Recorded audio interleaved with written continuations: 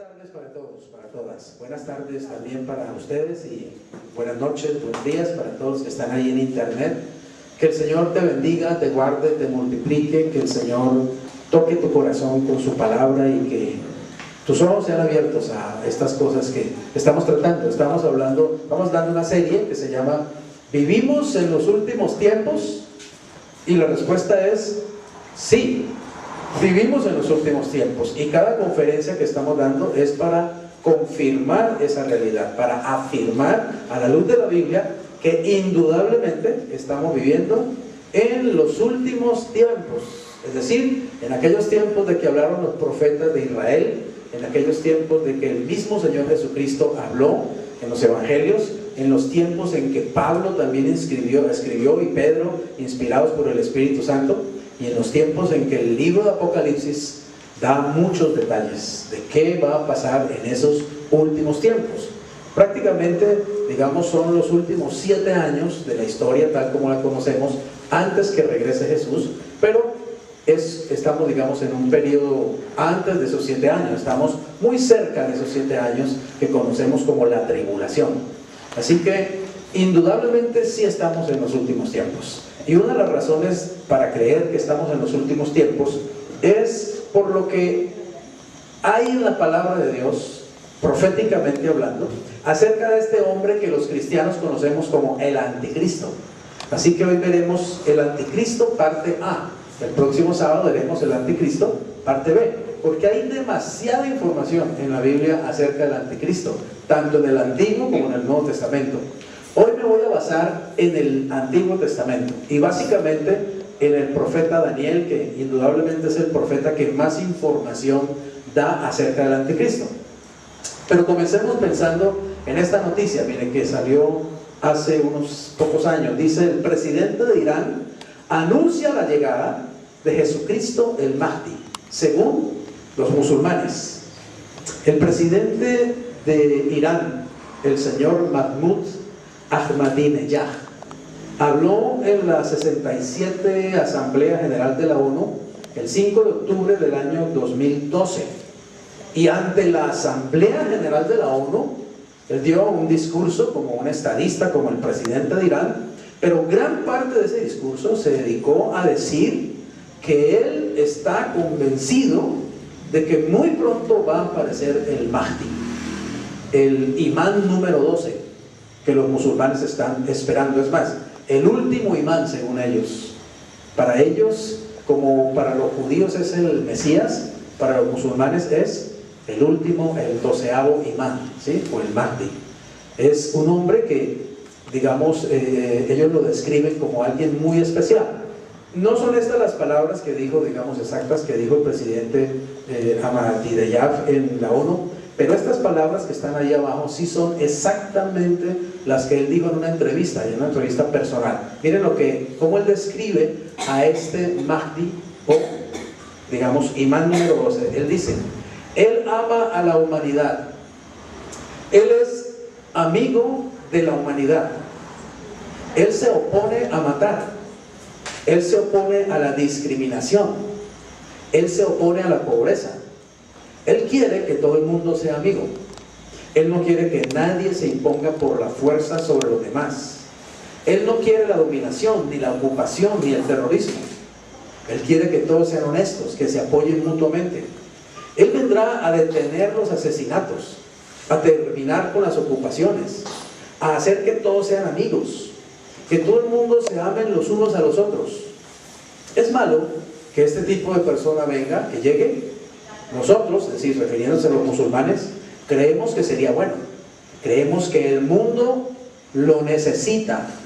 Y terminó diciéndole al periodista, yo vi esa entrevista: él vendrá mucho antes de lo que usted cree. Mire, los musulmanes están esperando a una especie de Mesías, pero musulmán, y ellos dicen que es el último. Hay 12 desde Mahoma hasta este que aparezca. Ha habido 11 imanes en la historia, digamos, de los musulmanes. Y un imán básicamente para ellos es un líder espiritual.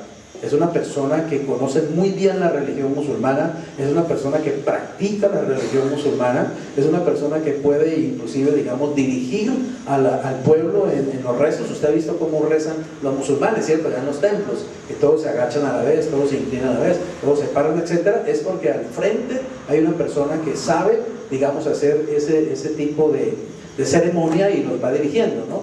Así que un imán es una persona, según ellos, pues muy especial. Y el número 12 para ellos es alguien espectacular, es casi que sobrenatural, casi que sobrehumano, porque es un hombre que supuestamente no va a fallar en nada, es infalible inclusive según ellos. Y uno de los datos, digamos, curiosos es que ellos dicen que este hombre va a reinar durante 7 años. Y es precisamente el mismo tiempo que la Biblia dice que va a reinar ¿quién? El anticristo. El anticristo. Y el anticristo también se va a presentar al mundo como ¿quién? Como lo describió aquí el presidente Mahmoud. Se va a presentar como un hombre excelente, muy bueno, no mata una mosca, solo habla de paz, solo habla de amor, solo habla de unidad mundial, etcétera, etcétera. Pero todos sabemos que en el caso de los musulmanes, digamos, ¿a qué viene este profeta o este Mesías musulmán? Él viene supuestamente a convertir al mundo entero al islamismo. Y usted sabe que el estilo de ellos es o te conviertes o te mueres, sencillamente. Obviamente que va a despertar una gran persecución sobre el pueblo judío y sobre los cristianos, evidentemente, ¿cierto? Porque para ellos, tanto los judíos como los cristianos somos infieles, somos hijos de Satanás y debemos morir o convertirnos al islamismo.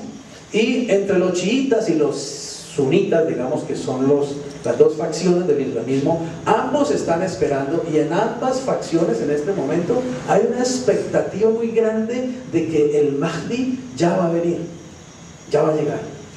Hay una leyenda, ellos tienen muchas leyendas los árabes, ¿cierto? Hay una leyenda de que este Mahdi ya existe desde el año 900 y algo, ¿cierto? Y que es un niño que está perdido, que está oculto, que ha permanecido oculto, ¿cierto? Por muchos años, por muchos siglos, pero que en un momento determinado va a aparecer, y según ellos ya está muy pronto a aparecer. Por el otro lado, ¿cierto?, está también el Mesías de los judíos, el Mesías del judaísmo.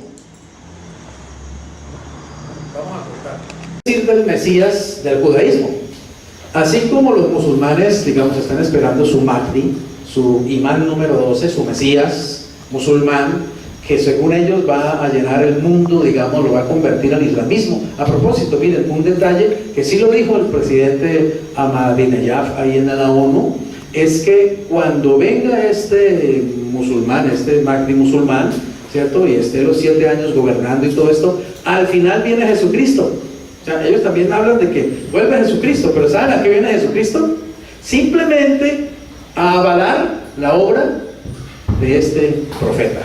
Y es como que Jesucristo viene a decirle al mundo entero, sí, él tiene la razón, conviértanse al islamismo. O sea que juegan digamos, con información cristiana también, exactamente, porque a la larga, miren, a la larga, si uno mira el Corán, uno se da cuenta que el Corán tiene una cantidad de partes que copió realmente de la Biblia y que copió de otras partes. O sea, lo que hizo Mahoma, él dice que a él eso se lo dictó el arcángel Gabriel, ¿cierto? Es un cuento que él se inventó en realidad. Simplemente él copió de algunos libros sagrados, a donde la Biblia sacó muchas cosas, de los proverbios y todo esto, porque la Biblia es anterior al Corán por ahí unos 650 años. Entonces, él se inventó muchas cosas, digamos, como agarrando del cristianismo, agarrando del judaísmo, y armó pues su libro sagrado, el Corán.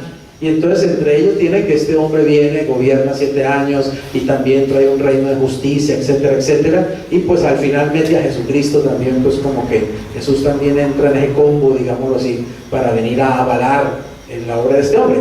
El Mesías judío, pues digamos, es otra cosa muy diferente, porque ellos sí se basan en la Escritura. Sin embargo, los judíos, usted sabe que están equivocados en cuanto al Mesías, porque el Mesías ya vino, el Mesías es Jesucristo, el Señor, y ellos lo rechazaron, y hasta el día de hoy ellos desconocen a Jesús como Mesías.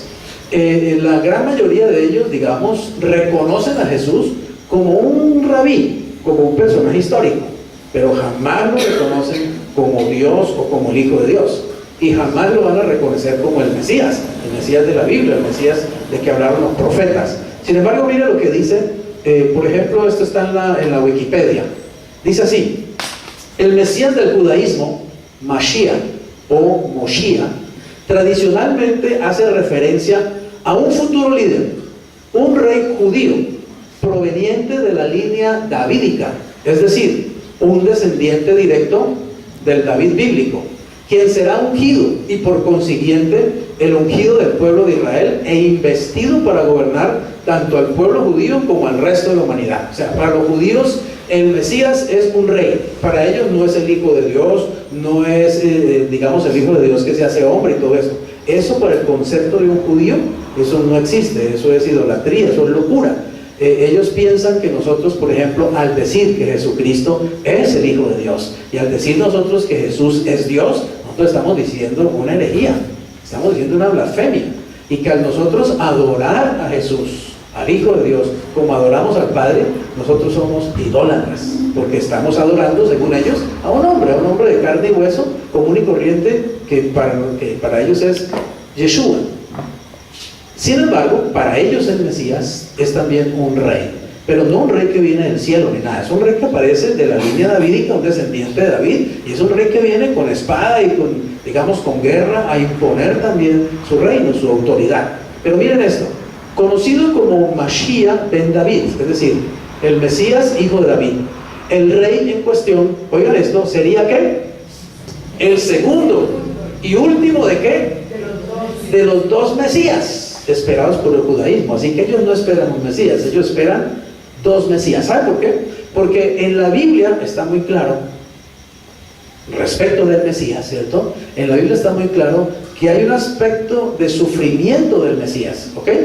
¿Sufrió Jesús? ¿Vino Jesús la primera vez a qué vino? Vino a morir, vino a ser maltratado, vino a ser tratado como un criminal, vino a morir en una cruz, vino a sufrir. Pero la segunda vez que Jesús vuelva, viene como rey, ¿cierto? Viene a poner autoridad y a gobernar la tierra. Para los judíos, ellos en lugar de ver un solo Mesías, que primero viene a sufrir y luego viene a reinar, ellos ven dos, ¿está claro? Uno que sufre y otro que viene a gobernar. Entonces para ellos hay dos Mesías y los están esperando. Ahorita digamos, están esperando al primero, al Mesías que sufre, a Ben Yosef, es decir, al Mesías hijo de José. Miren lo que dice allí. El primero, Mashiach ben Yosef, junto con el segundo, Mashiach ben David, estarían involucrados en la liberación del pueblo judío del exilio diaspórico, y ello daría paso a la tan esperada era mesiánica, donde todas las naciones reconocen al Dios de Israel como soberano y reinan la paz y la justicia. Ellos esperan que primero venga un Mesías que se llama Moshiach ben Joshua, Ben Yosef, o sea, el Mesías hijo de José. No están hablando de Jesucristo, pero miren qué casualidad, ¿no? Que Jesús también se puede decir que es hijo de José, ¿cierto? El hijo del carpintero, le decían en su época, ¿cierto? Ah, él es el hijo de José, el hijo del carpintero, Ben Yosef. Pero después del Mesías, hijo de José, viene el Mesías a reinar, el Mesías reinante, y ese es Ben David, hijo del rey David, descendiente del rey David. Pero miren, en la teología judía, en el judaísmo, no solo hay dos Mesías, sino que también hay un anticristo. Claro, lo que para nosotros es el anticristo, ellos también tienen un anticristo en su concepción, y ese anticristo le llaman Armilus o Armelius también. Ese es el nombre del anticristo para los judíos. Miren lo que dice acerca de esto. Dice, en la escatología judía posterior y la leyenda, la escatología posterior y la leyenda quiere decir que es algo que también no sale directamente de la Biblia, aunque en la Biblia está muy claramente dibujado el anticristo, sino que sale también de la tradición oral judía, y sale, digamos, de otros escritos de rabinos, y sale también de sueños, de visiones que han tenido diferentes rabinos a lo largo de la historia. Es como una tradición, ¿cierto? Paralela a la Biblia, que se ha ido formando también entre los judíos, Y en esa tradición, más que todo la escatología quiere decir el estudio de la profecía, ¿está claro? El estudio del tiempo futuro. En la escatología judía posterior y la leyenda, un rey que se levantará al final del tiempo, ¿contra quién? Mesías. Contra el Mesías, y será conquistado por él después de haber traído mucho sufrimiento a Israel. Pero la pregunta es, este Armilus o anticristo, ¿contra cuál de los dos Mesías judíos se va a levantar? Porque dice que se levantará contra el Mesías. Más adelante dice, entonces el rey Armilus conquistará y saqueará la ciudad santa, Jerusalén, matará a los habitantes junto con el hombre, el Mesías de la tribu de José. O sea que Armilus, el anticristo judío, va a matar al primer Mesías judío, ¿ok? A Ben Yosef, lo va a matar. Y luego comenzará una campaña contra los judíos, una persecución, obligándolos a huir al desierto, donde van a sufrir una miseria indecible. Cuando hayan sido purificados por la tristeza y el dolor, ¿aparecerá quién? El Mesías, o sea, el segundo.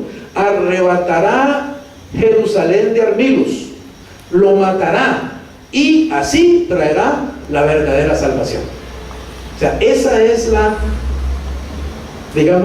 visión escatológica del judaísmo acerca de un Mesías, o dos Mesías, perdón, y acerca de el anticristo.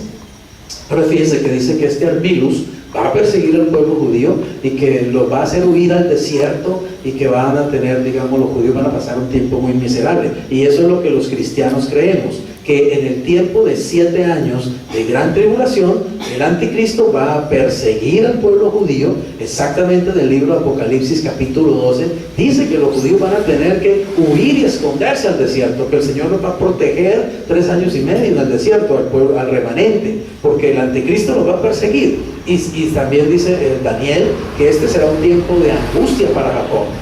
Es decir, que coincide la teología cristiana con la teología judía. De hecho, pues la Biblia es un libro judeo-cristiano, ¿cierto? Judeo el antiguo y cristiano el nuevo. Así que la Biblia realmente es teología judeo-cristiana. Nosotros creemos lo que escribieron los profetas judíos de Israel, y creemos lo que escribieron los apóstoles judíos del Señor Jesucristo. Así que tenemos la información exactamente en la Biblia, la información completa. Miren, ¿sabían que hay un anticristo en Colombia? Yo sí decía, no, claro, tenía que haberlo en Colombia también, ¿sí? Porque en Colombia sí, mejor dicho, hay todo lo bueno, pero también a todo lo malo nos apuntamos. Resulta que hay un anticristo en Colombia. Tiene un templo, el templo se llama Semillas de Luz. Es un templo luciferino, exactamente, adornado con puras cosas satánicas. Tiene una imagen de Satanás allá de Baphomet, de 3 metros de alto, tiene, cruces invertidas, luces puestas de cabeza, tiene el número del 666, tiene ahí donde está esa línea negra, no se alcanza a ver, pero más acá está el tetragramatón, o sea, la estrella satánica, la estrella de Satanás y todo eso. O sea, todo un templo. Le costó 400 millones construir ese templo a este loco, y lo sufragó de inversiones de sus socios. Más o menos 1 millón y pico de socios en Colombia aportaron para la construcción de ese templo de 400 millones. Está nada menos que allá en el Quindío, en la zona cafetera, está ese templo, en una ¿cómo se llama? En un lugar pues rural, ¿cierto? Por allá en Quimbaya, Quindío.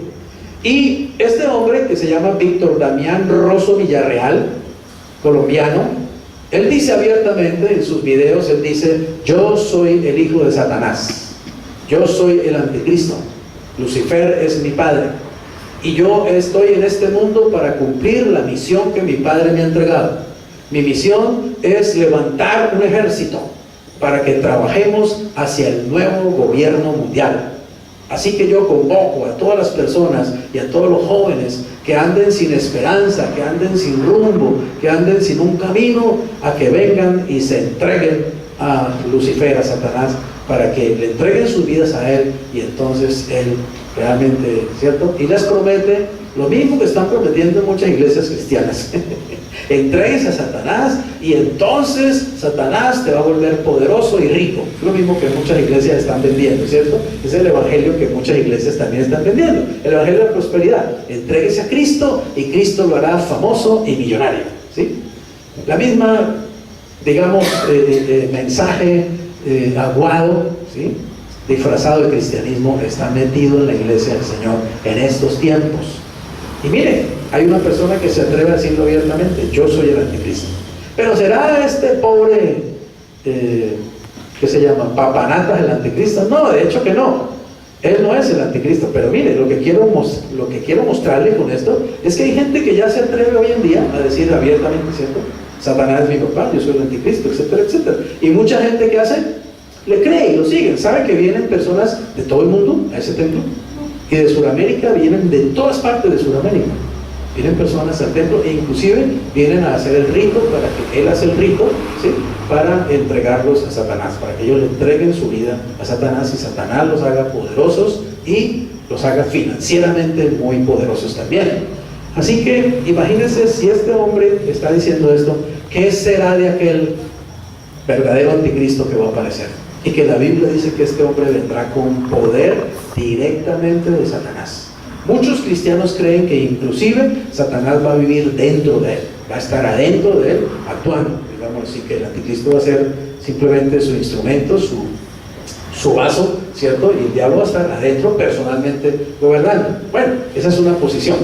Ahora vamos entonces a algunas de las visiones de Daniel. Como digo, me voy a basar en Daniel, ¿cierto? Básicamente en Daniel, para hablarles, hacerles un panorama, un retrato de quién es el anticristo, o más bien cómo es el anticristo, qué características tiene, pero según la Biblia. Cuando uno entra al profeta Daniel a leer el libro de Daniel, uno se encuentra con sueños y visiones, digamos, en este libro. Uno de estos sueños es el sueño que tuvo el rey Nabucodonosor, allá a la izquierda, ¿cierto?, de una gran efigie, una gran estatua. Y él vio que esa estatua tenía una cabeza de oro, que simboliza el reino de Babilonia. Él tenía un pecho y los dos brazos de plata, que simboliza al reino de Medo-Persia. Tenía también, digamos, sus muslos y sus caderas, su vientre de bronce, que simboliza al imperio griego. Y las piernas de hierro, que simboliza el imperio romano. Pero él también vio en ese sueño que esta estatua tenía los pies mezclados de hierro y barro. Las piernas son de hierro puro, pero los pies son una mezcla de hierro y barro. Es decir, un reino, porque cada uno de esos son reinos, ¿está claro? La cabeza de oro, Babilonia. El pecho y las manos de plata, Medo-Persia. El vientre y los muslos de bronce, Grecia. Las piernas de hierro, Roma. Pero esa mezcla de barro con hierro se le mostró a Daniel que entonces es un reino que no existía, o que no existió, digamos, que no ha venido todavía, ni en el tiempo de Daniel ni en el tiempo de Jesús. En el tiempo de Jesús, ¿cuál era el imperio que estaba, digamos, en la palestra gobernando? El imperio romano, ¿cierto? Pero el imperio romano también desapareció mucho tiempo después de Jesús. Y lo que vamos a tener, según esos pies de hierro y barro, es una especie de resurgimiento o de resurrección de ese antiguo imperio romano. Obviamente no será igual, será una nueva manifestación, una nueva forma. Y evidentemente ese reino está formado por 10 países europeos, que conformaron también el antiguo imperio romano, por los países de mayor influencia. La Biblia le llama 10 reyes, ya vamos a leer. Y en ese, digamos, imperio romano, o en ese nuevo imperio romano que está delante de nosotros y que para nosotros se llama como el nuevo orden mundial o el nuevo gobierno mundial. En este momento se llama la Comunidad Económica Europea para nosotros. Esa es, digamos, el reino de hierro y barro de los pies de esta estatua. Pero luego a Daniel se le mostraron esos mismos 4 imperios, pero ya se le mostraron en forma de animales, porque el Señor también estaba mostrando, digamos, el aspecto bestial de estos reinos, ¿está claro? El aspecto animal de esos imperios, el aspecto violento de esos imperios. Y a Babilonia lo representó con el león, a Medo-Persia con el oso, a Grecia con el, ¿cómo se llama? Con el leopardo, y a Roma con una bestia espantosa y terrible. O sea, Daniel no la pudo comparar con ningún animal conocido. Daniel dijo simplemente, allá Babilonia era un león, ¿cierto? Medo-Persia, un oso, y Grecia, un leopardo, pero la cuarta bestia, dice, era espantosa y terrible. Roma, de todas maneras, el imperio romano fue mostrado, digamos, a través de una bestia espantosa y terrible. También vio una gran piedra, digamos, el rey Nabucodonosor en ese sueño, vio una gran roca, dice, que venía del cielo, no venía de la tierra, que no era cortada con manos, sino que venía del cielo, una gran roca, y dice que él vio que esa roca vino y dio ¡pah! Contra los pies de la estatua y la pulverizó completamente. Esa roca simboliza el reino de Jesucristo, cuando Cristo viene por segunda vez, ¿ok? ¿En qué tiempo viene Jesucristo por segunda vez? Jesucristo viene en el tiempo de los pies de hierro y barro, es decir, en los tiempos del último reino mundial, del reino, digamos, del nuevo orden mundial, o el último gobierno mundial. Y dice en ese sueño que él vio que la piedra dio un impacto y pulverizó los pies y pulverizó la estatua, y luego se convirtió en un gran monte que llenó toda la tierra. Eso simboliza que Jesucristo viene y reina en el mundo entero, ¿está claro? Y que después de que Cristo vuelva, nunca volverá a haber un reino como Grecia, como Roma, como Medo-Persia. No habrá nunca jamás un reino humano sobre la tierra, solamente estará el reino del Señor. Y por eso habrá verdadera justicia, por eso habrá verdadera paz, por eso habrá verdadera libertad, prosperidad, etc. Muy bien, veamos entonces quién es el anticristo según la Biblia en estos pasajes de Daniel. En primer lugar nos habla de un cuerno pequeño. En Daniel 7, 7 al 8 dice: después de esto miraba yo en las visiones de la noche, y aquí la cuarta bestia. ¿Cuál es la cuarta bestia? ¿Cuál es? ¿Qué representa la cuarta bestia? ¿Qué imperio? Roma. Y aquí la cuarta bestia, espantosa y terrible, en gran manera fuerte, la cual tenía unos dientes grandes de hierro, devoraba y desmenuzaba, y las sobras hollaba con sus pies, y era muy diferente de todas las bestias que vi antes de ella, o sea, de Babilonia el león, Medo-Persia el oso y Grecia el leopardo. Y tenía que 10 cuernos. Mientras yo contemplaba los cuernos, he aquí que otro cuerno pequeño salía entre ellos. En la profecía, un cuerno simboliza poder, ¿está claro? Poder simboliza un reino, un gobierno, una nación poderosa. Que haya 10 cuernos significa que la manifestación futura de la resurrección del Imperio Romano va a ser una confederación de 10 naciones europeas, ¿está claro? Sabemos que son europeas porque tienen que estar en el territorio de influencia del Imperio Romano. 10 naciones europeas se van a levantar en el futuro, van a formar una verdadera confederación. Fíjense que hasta ahora la Unión Europea, ¿sí ven? Trata y no puede, hierro mezclándose con barro, no hay una buena pega, todavía como que no pueden hacerlo. Inglaterra, que ya estaba adentro de la Comunidad Europea, ¡pum!, se salió otra vez de la Comunidad Europea. Y Inglaterra es un gobierno, es un país muy importante en Europa y muy necesario en esa comunidad, ¿cierto? Así que ellos no han podido. Desde el año 92 comenzó, digamos, el movimiento fuerte para tratar de unir a Europa, y aunque ya tienen una moneda, el euro, sin embargo ha habido muchos problemas. También les voy a hablar de eso, del dinero, más adelante, de los problemas que hay con el dinero, con la economía, hacia dónde va la economía mundial, etcétera, y qué está pasando con el dinero y qué va a pasar con el dinero. Digamos, hay problemas económicos en este sentido. Ellos se llaman la Comunidad Económica Europea, ¿cierto? A través de tratados de libre comercio que mantienen esa cohesión, pero no han podido lograr realmente una verdadera unidad. Cuando veamos 10 países europeos hacer una verdadera confederación, sabemos que estamos al borde de la aparición del anticristo, de la segunda venida de Jesús. Amén. No sé si seamos arrebatados antes de ver eso, o no sé si lo alcancemos a ver antes de que el Señor venga por nosotros, pero que va a suceder, va a suceder. Pero miren lo que vio Daniel. Cuando él vio esos 10 cuernos, o sea, ese gobierno de 10 reyes juntos, de pronto vio que en medio de ellos salía un cuerno pequeño. Pero miren lo que hizo ese cuerno pequeño. Otro cuerno pequeño salía entre ellos, y delante de él fueron arrancados 3 cuernos de los primeros. En otras palabras, este hombre que es el anticristo, él es el cuerno pequeño.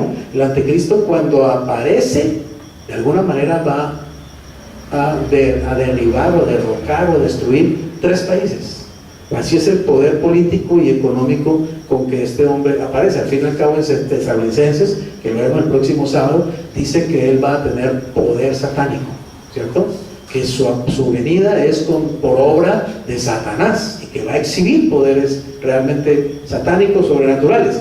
Delante de él fueron arrancados 3 cuernos de los primeros, y dice, y aquí que este cuerno tenía ¿qué? ¿Tenía qué? Ojos como de hombre, ¿y qué? Y una boca, que ¿qué hacía esa boca? Hablaba grandes cosas. Es decir, ese cuerno no es una nación, no es un gobierno como los otros 10. Ese cuerno es un hombre, ¿está claro? Es un líder político, el anticristo. Y que tiene ojos quiere decir que es un hombre, y que tiene boca quiere decir que es un hombre, y que habla grandes cosas quiere decir que es un tremendo orador, que será un hombre que dirá cosas que dejarán a todo el mundo extasiado, dirá cosas que hará que la gente quiera seguirlo, dirá cosas que los demás gobiernos del mundo van a escuchar atentamente, es decir, mantendrá la audiencia electrizada, mantendrá a todo el mundo atento, porque va a ser un hombre de un gran poder en la palabra, evidentemente, palabra energizada por su padre, el diablo. Dice más acerca de este cuerno en Daniel 7, 21, 25 al 26. Dice, yo veía yo que este cuerno hacía guerra ¿contra quién? Contra los santos. ¿Cuáles santos? ¿A cuáles santos va a perseguir el anticristo? ¿A los cristianos? ¿A usted? ¿A mí? No, porque nosotros ya no vamos a estar aquí para cuando él esté gobernando y persiguiendo. A los santos que se refiere ahí es a el pueblo de Israel, a los judíos, porque ese es el pueblo santo del Antiguo Testamento. Acuérdese que estamos hablando del Antiguo Testamento, y acuérdese que está hablando un profeta que se llama Daniel, y Daniel no tiene ni idea de la iglesia, ¿está claro? Porque cuando Daniel vivió unos 5 siglos antes de Cristo, la iglesia no existía por ningún lado, y los profetas de Israel jamás supieron nada de la iglesia, nunca supieron que Jesús iba a venir a formar una iglesia, ¿está claro? Así que ellos son el pueblo santo del cual el profeta está hablando, el pueblo de Israel. Así que este hombre va a perseguir al pueblo de Israel hasta que vino, o sea, eso tiene un término, hasta que vino el anciano de días. El anciano de días es Dios el Padre del Antiguo Testamento, y se dio el juicio a los santos del Altísimo, es decir, al pueblo de Israel, al pueblo judío, y llegó el tiempo. ¿Y qué? Y los santos recibieron el reino. ¿Cuál reino? El reino de 1000 años que viene Cristo a establecer, ¿ok? El famoso milenio, los 1000 años del reinado de Jesucristo. Porque ¿sabe una cosa? Cuando Cristo esté reinando sobre la tierra, el país, la nación más poderosa que va a haber, la nación que va a gobernar sobre las demás, se llama Israel, ¿claro? Pero sobre Israel y las demás naciones va a haber otro grupo mucho más poderoso y más privilegiado, que se llama la iglesia. Nosotros reinaremos junto con Jesucristo sobre los judíos y sobre las demás naciones del mundo durante el milenio. Pero los judíos reinarán sobre las naciones también, es decir, ellos estarán por encima de todas las naciones. Eso es la promesa que el Señor le dio al rey David, y el Jesús viene a cumplir esa promesa, y para cumplir esa promesa va a establecer un reino de 1000 años, donde Israel va a estar a la cabeza de todas las naciones. Por eso dice que el reino le fue entregado a los santos del Altísimo.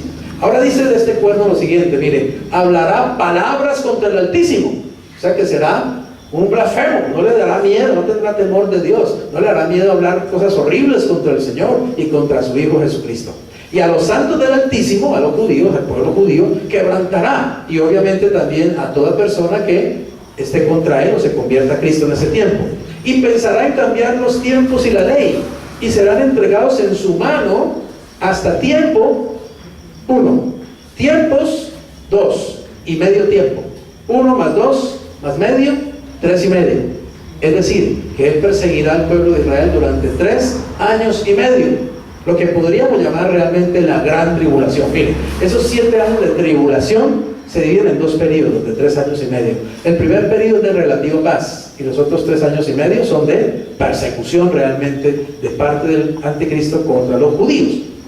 Y se sentará, dice, pero se sentará el juez, o sea el Señor, y le quitará su dominio para que sea destruido y arruinado hasta el fin. O sea que siempre sabemos que el anticristo va a venir, va a gobernar, va a perseguir, pero al final todos sabemos que va a ser destruido por el Señor, es decir, va a perder. Los santos del Señor van a ganar en realidad. Daniel 8, 23 al 25. El rey altivo de rostro. Dice, y al fin del reinado de estos, o sea, de estos reyes, de estos 10 reyes, cuando los transgresores lleguen al colmo, se levantará un rey altivo de rostro. ¿Y entendido en qué? En enigmas, o sea, que sabe de brujería, sabe de ocultismo. Y su poder se fortalecerá, mas no con fuerza propia. ¿Por qué? Porque él recibe poder y fuerza ¿de dónde? ¿De quién? Del enemigo, evidentemente. No es poder humano el que él va a exhibir. Él va a exhibir poder sobrenatural, pero no es un poder que viene de Dios. Y causará ¿qué entonces? Grandes ruinas. Y prosperará. Y hará arbitrariamente. Y destruirá a los fuertes. ¿Y a quién? Y al pueblo de los santos. Otra vez a Israel. Con su sagacidad hará prosperar el engaño. De tal padre, tal hijo, ¿cierto? Si el Satanás es un engañador, pues su hijo es de tal palo, tal astilla.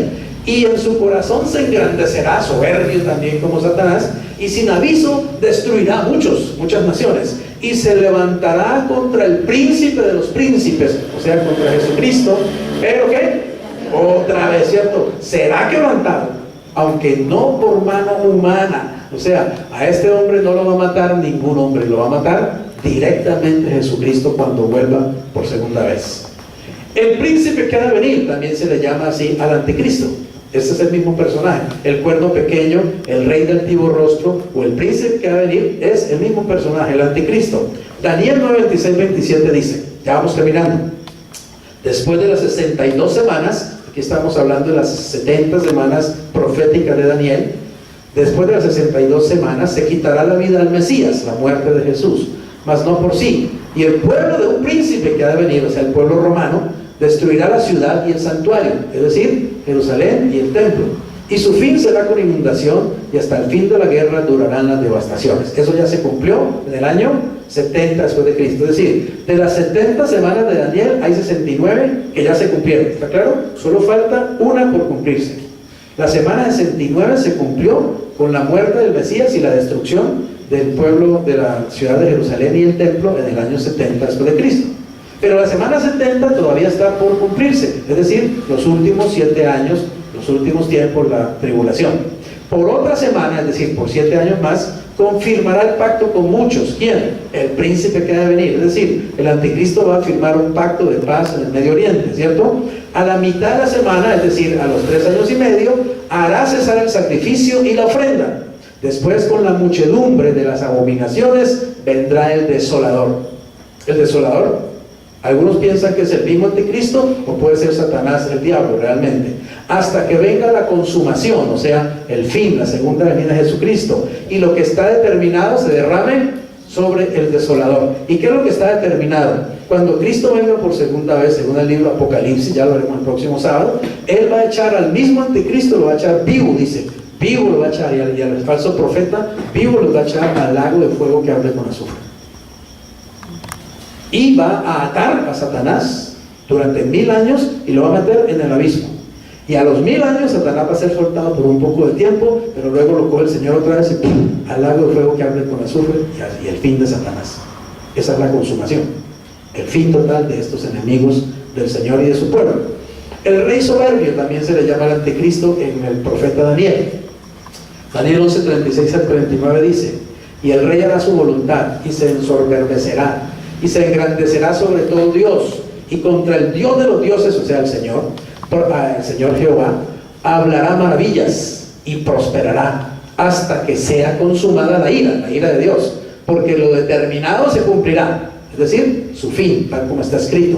Del Dios de sus padres, oigan esto es muy interesante, del Dios de sus padres no hará caso. Por eso muchos cristianos piensan, yo personalmente también pienso eso, que el anticristo va a ser de descendencia judía, ¿está claro? Porque cuando dice el Dios de sus padres y habla del Dios con mayúsculas, o sea, de Jehová, el Señor, el único Dios verdadero. No está hablando de Dios con minúsculas, o sea, no es un Dios pagano por ahí de cualquiera, sino dice del Dios de sus padres. ¿Qué hace? No hará caso. Ni del amor de las mujeres. Esto también se interpreta como que dos cosas. Porque este hombre está tan entregado a su misión y a hacer lo que él vino a hacer, que no le importará a la mujer, tal vez no se case, tal vez sea soltero como lo fue Jesús, porque al fin y al cabo él es una especie de falsificación de Jesucristo, es como digamos, una duplicación de Jesús, ¿cierto? Así como Dios el Padre envía a su Hijo, Satanás el Padre envía a su Hijo, el anticristo, ¿está claro? Así como tal vez Jesús no se casó nunca, dedicado a la misión, posiblemente este hombre no se case, o dos, puede ser que sea homosexual. Puede ser que del amor de las mujeres no hace caso se interprete como que es un homosexual, que nada raro sería, ¿cierto? Pues con toda esta ola, digamos, de sodomía que tenemos en el mundo y que va a seguir creciendo mucho más, nada de raro sea que este hombre también, el hijo del diablo, Satanás, el anticristo, sea también un sodomita. Ni respetará a Dios alguno, porque sobre todo se engrandecerá, mas honrará en su lugar, mire que va a ser idólatra, al Dios de la fortaleza, o sea, al Dios de la guerra, Dios que sus padres no conocieron. Lo honrará con oro y plata, con piedras preciosas y con cosas de gran precio. Será un adorador de este Dios pagano, con un Dios ajeno, es decir, el Dios no es el Dios verdadero, sino un Dios ajeno, un Dios pagano. Se hará de las fortalezas más inexpugnables, o sea que tendrá ayuda satánica y colmará de honores a los que le reconozcan y por precio repartirá la tierra. Punto final. Hagamos entonces un resumen de las principales características de este personaje, el anticristo, ¿cierto? Según los versículos que hemos leído, podemos recoger por lo menos 10 características. La primera es que él emerge en medio del Imperio Romano restaurado. El segundo, será un gran orador, un hombre con un poder muy grande en su palabra. Tercero, perseguirá al pueblo judío y a los que se le pongan. En cuarto lugar, será blasfemo, es decir, hablará blasfemias contra el Señor, herejías. Quinto, será un hombre soberbio y prepotente. ¿Cuál fue el pecado de Satanás? ¿Cuál es el pecado de Satanás? O del ángel, pues, del ángel de luz. El orgullo, la soberbia, ¿sí? De tal palo, tal astilla. Este será un hombre soberbio y prepotente. Ojo con eso, cristianos. Ojo con la soberbia, ojo con la prepotencia, no viene del Espíritu Santo. Ojo con el egote ahí, el egote inflado, ¿cierto? Eso no viene del Señor, no es del Señor. El pecado de Satanás fue el orgullo. Y la Biblia dice que antes de la caída viene el orgullo, viene el enaltecerse, y que el Señor resiste a los soberbios, pero el Señor realmente ayuda y bendice a los humildes. Será ocultista, el punto quinto, será ocultista y tendrá poder satánico, evidentemente. En séptimo lugar, será un hombre engañador y destructor. Obviamente esa es la obra que él viene a hacer. ¿Se acuerda lo que dijo Jesús acerca del diablo? Yo he venido para que tengan vida en abundancia, pero el príncipe de este mundo, ¿cierto? Viene a ¿qué? A hurtar, matar y destruir. Octavo, logrará un pacto de paz en el Medio Oriente que luego romperá, es decir, hará un pacto por 7 años, pero a los 3 años y medio lo rompe. Es decir, es un hombre que no es confiable, no cumple su palabra, es un mentiroso, evidentemente, es un engañador. En noveno lugar, ejercerá la tiranía y despotismo de un gran dictador. Y en décimo lugar, será destruido por el Señor en su segunda venida.